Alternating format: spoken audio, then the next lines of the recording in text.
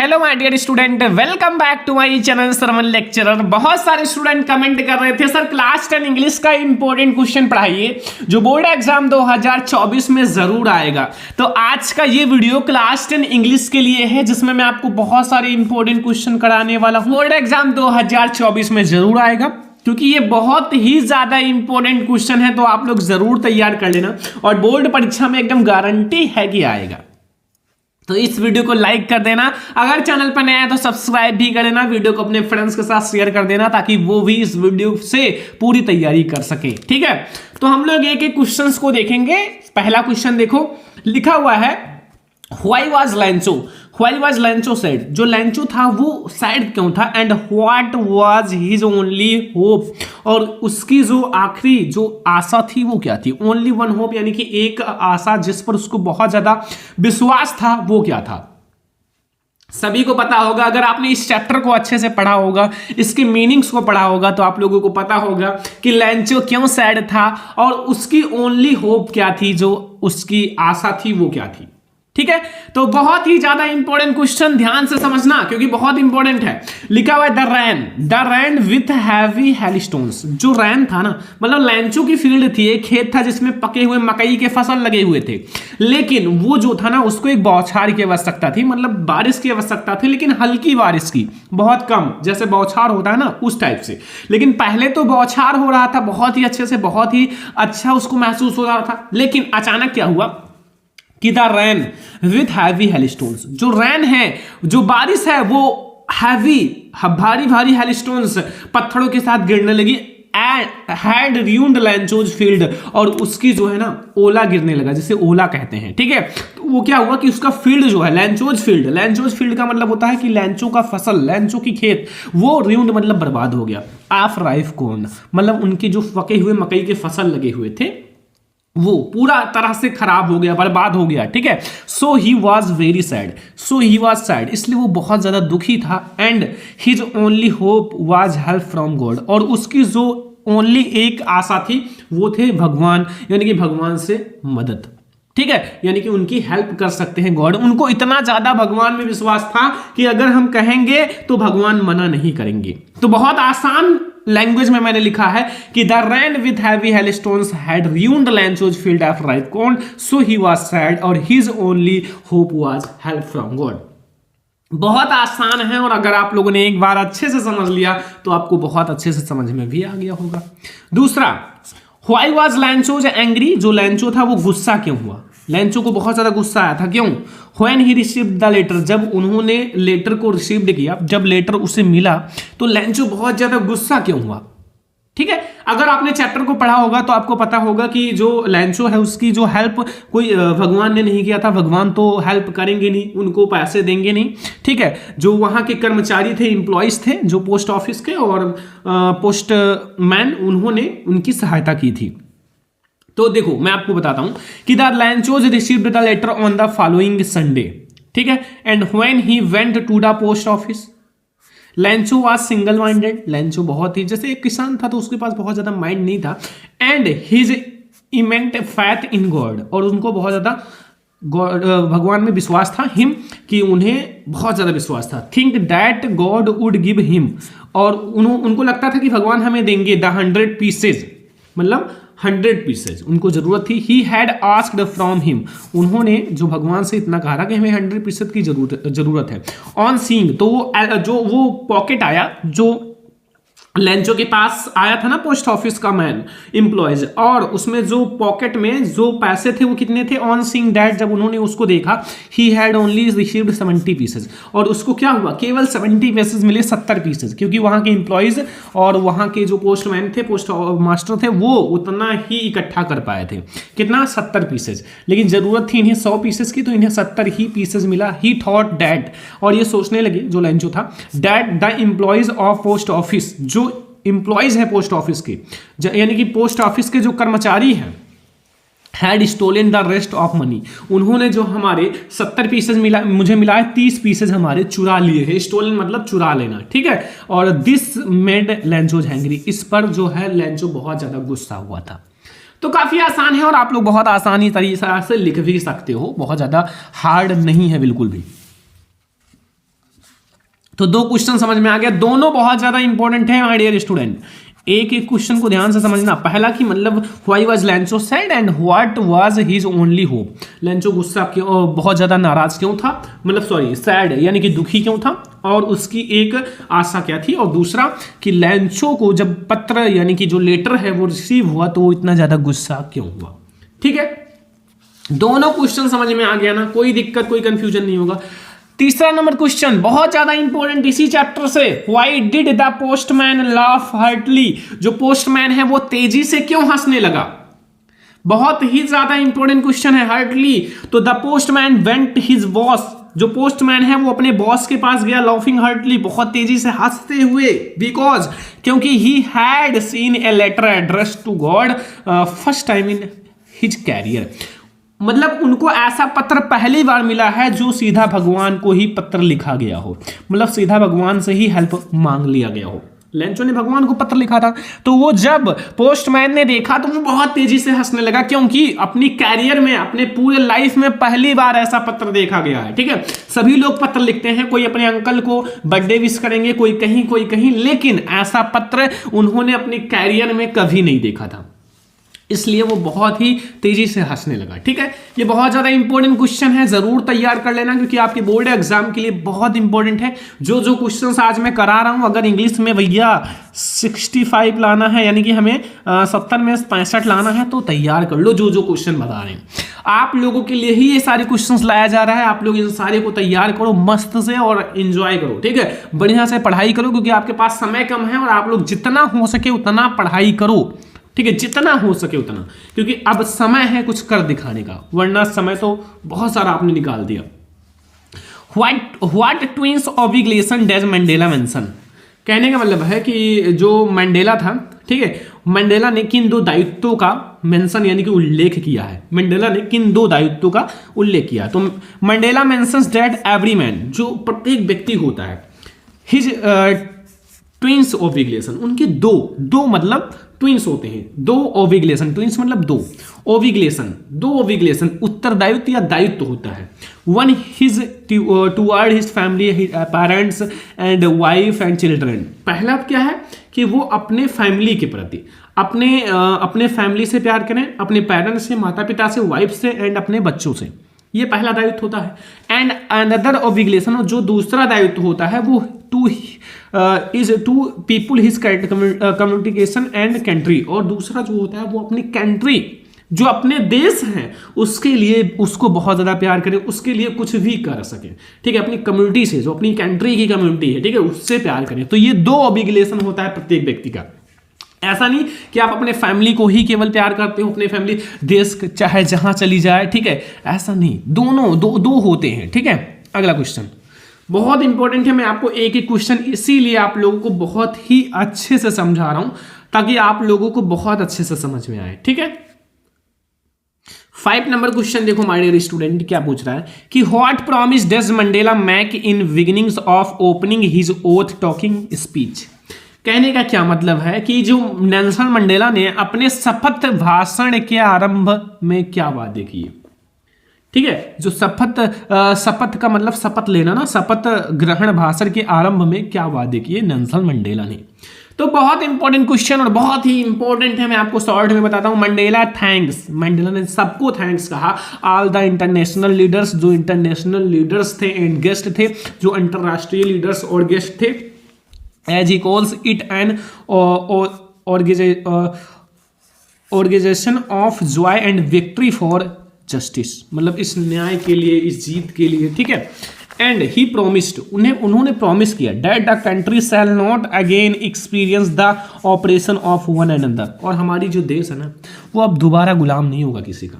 ठीक है, तो ये हो गया हमारा बहुत ज्यादा इंपॉर्टेंट क्वेश्चन, और आप लोगों को समझ में भी आ गया होगा। ये हमारा था my dear student 5 number question. अब हम लोग अगला क्वेश्चन देखते हैं, 6 नंबर क्वेश्चन, बहुत ही ज्यादा इंपॉर्टेंट है और ध्यान से समझना, क्योंकि एक ही क्वेश्चन को आपको अच्छे से ही समझना है बोर्ड एग्जाम के लिए। वेरी इंपॉर्टेंट क्वेश्चन मैं आप लोगों को करा रहा हूं। देखो लिखा है, how did the young seagull family celebrate his first flight. मतलब जो युवा सीगल के परिवार थे उनकी पहली उड़ान पर कैसे जश्न मनाया। जैसे बहुत ज़्यादा जो युवा यानी कि सीगल था, यंग सीगल, बहुत ज़्यादा डर रहा था उड़ने से। तो जब उन्होंने पहली उड़ान करी तो उनके जो फैमिली वाले थे उन्होंने कैसे जश्न मनाया। ठीक है, जैसे आप कोई नौकरी पाते हो वैसे भाई ये एक पक्षी है, इनके लिए उड़ना बहुत ज़्यादा जरूरी है। ठीक है, तो इसलिए जश्न मनाए कैसे। The young seagull was afraid to fly, जो यंग सीगल था वो बहुत ज़्यादा डर रहा था टू फ्लाई यानी कि उड़ने से। ठीक है, the young seagull was afraid to fly यानी कि जो उड़ने से डर रहा था। When the encouragement and coaxing did not work, but when the seagull had his first flight, जब इन्होंने अपनी फर्स्ट फ्लाइट यानी कि फर्स्ट फ्लाइट यानी कि पहली उड़ान करी तो he as well as family was happy, वो खुश था, उसकी फैमिली पूरी खुश थी, और उनको रियलाइज्ड एंड प्राउड, और उनको प्राउड हो रहा था, गर्व हो रहा था ऑफ हिम, उनके ऊपर, and to have completed his first flight. तो ऐसे उनकी जो फर्स्ट फ्लाइट है, पहली उड़ान जो है उनकी ऐसे कंप्लीट हुई और ऐसे जश्न मनाए, पूरा परिवार खुश था, जो यंग सीगल था वो भी बहुत ज़्यादा खुश था। ठीक है, तो चलो ये भी आप लोगों को समझ में आ गया, कोई दिक्कत कोई कंफ्यूजन अब नहीं होगा, क्योंकि आप लोगों को ये क्वेश्चन बहुत ही अच्छे से समझ में आ गया होगा। ठीक है, अगला क्वेश्चन देखें, अगला क्वेश्चन, चलो next question. What did the pilot see near his plane and what was so peculiar about that? कहने का मतलब है, जो चालक था, चालक ने अपनी विमान के नजदीक क्या देखा और उसमें इतना मतलब असामान्य क्या था, मतलब इतना ज्यादा जो असामान्य क्या था, इतना ज्यादा विशेष क्या था। देखो, द पायलट सा ये black aeroplane flying near his plane, उन्होंने एक ब्लैक एरोप्लेन को देखा, अपनी ब्लैक एरोप्लेन को देखा अपनी एरोप्लेन के पास उड़ता हुआ इन स्ट्रोम, यानी कि स्ट्रोम का मतलब क्या है, आंधियों में। ठीक है, he saw the pilot in waving and helping him, तो उनको ऐसा प्रतीत हो रहा था कि उसमें जो पायलट है वो हमसे हेल्प मांग रहा है। ठीक है, and the peculiar things about the black aeroplane was that it had not lights on its wings and it appeared from nowhere. ठीक है, नोवेयर तो नो हेयर, तो ये भी आप लोगों को समझ में आ गया कि उसकी लाइट जो थी वो शायद खराब थी, इसलिए वो अच्छे से दिखाई नहीं दे रही थी, और ऐसे उन्होंने एक विशेष चीज देखा। तो ये हमारा हो गया क्वेश्चन नंबर 7, और आप लोगों को बहुत अच्छे से समझ में आ गया होगा। तो आप लोगों को ये सारा क्वेश्चन समझ में आ रहा है ना, इसमें तो कोई दिक्कत नहीं होगा, क्योंकि आप लोगों के लिए ही ये सब बताया जा रहा है, बहुत आसान भी है। ठीक है, अगर आप लोग एक बार चैप्टर को पढ़े होंगे तो आसान लग रहा होगा, वरना हार्ड लग रहा होगा। ठीक है, why was mister Keesing annoyed with Annie, जो मिस्टर किसिंग थे वो एनॉयड मतलब गुस्सा क्यों हुए एनी पर, and what did he asked to him, और उन्होंने उनको क्या दिया करने के लिए। तो देखो, बहुत इंपॉर्टेंट है, जैसे आप लोग जब क्लास में बैठते हो, बहुत सारे बच्चे रहते हैं, तो बहुत सारे ऐसे लड़के या लड़कियां होती हैं जो क्लासरूम में बहुत ज़्यादा बात करती हैं। ऐसा नहीं कि वो इंटेलिजेंट होती हैं, बुद्धिमान होती हैं, ठीक है, पढ़ने में तेज होती हैं, बट उनकी बात करने की आदत होती है। ठीक है, तो वैसे ही मिस्टर किसिंग जो है इसीलिए गुस्सा थे, क्योंकि एनी बहुत ज़्यादा क्लासरूम में बात करती थी, और कहीं ना कहीं टीचर को गुस्सा आता ही है जब कोई क्लास में बात करे, और हम पढ़ा रहे हों और कोई बात करे तो गुस्सा आता ही है। ठीक है, तो mister Keesing was annoyed with any, मतलब मिस्टर किसिंग जो थे वो एनी से गुस्सा हुए, बिकॉज क्योंकि she talk very much in the classroom, वो क्लासरूम में बहुत ज़्यादा बात करती थी। ठीक है, इसलिए गुस्सा हुए, और उनको एक काम दिया गया, he arranged her extra homework, उनको एक एक्स्ट्रा होमवर्क दिया गया, किस पर, asking her to write a essay on the subject, उनको एक सब्जेक्ट जो कि है चैटर बॉक्स, यानी कि बात करने, चैटर बॉक्स का मतलब जो बातूनी लोग होते हैं उस पर आपको एक निबंध लिखना है, एक एस्से लिखना है। ठीक है, तो बहुत इंपॉर्टेंट है, अब भाई लिख देंगे, क्योंकि अब इनके लिए तो ये आसान है, क्योंकि बहुत आसान है, क्योंकि ये तो इनकी कला है। ठीक है, तो ये भी आप लोगों को बहुत अच्छे से समझ में आ गया क्वेश्चन नंबर 8, और बहुत इंपॉर्टेंट है। क्वेश्चन नंबर 9 पे आ जाओ कि what is the main crop of Coorg, जो मेन मतलब कुर्ग का मेन जो है क्रॉप वो क्या है। ठीक है, बहुत इंपॉर्टेंट क्वेश्चन है माय डियर स्टूडेंट। ठीक है, तो ये आप लोगों का बहुत इंपॉर्टेंट है कि जो कुर्ग है, कुर्ग का मुख्य फसल कौन कौन से हैं। तो देखो, सबसे पहले the main crop of Coorg is coffee, coffee बहुत ज़्यादा है, अच्छा है। After monsoons the air breathes of inviting coffee with coffee. ठीक है, ध्यान से समझना। कॉफी विथ कॉफी है, फिर कॉफी है, हाँ, coffee with coffee stalls and bangle sellers trucks and under trees canopies. ठीक है, कुछ अलग अलग टाइप के है ना।